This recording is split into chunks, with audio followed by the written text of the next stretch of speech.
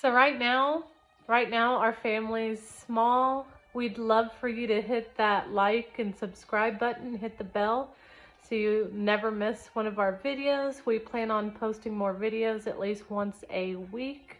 I like to get my kids involved and we like to have fun. So please join our family. Also subscribe and hit the bell so you always can find us when we're vlogging. We are going to use about 5 ml of glue. Slowly put it into the ornament and slowly spin it going up at an angle. Make sure you get the glue evenly spread. Now we are going to use this homemade funnel to pour our glitter into the ornament and use the same method we use with the glue.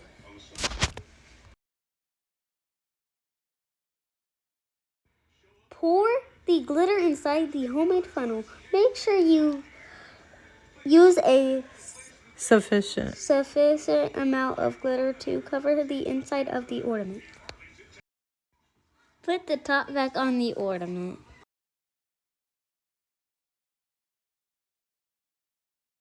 This is what it looks like when we finish it.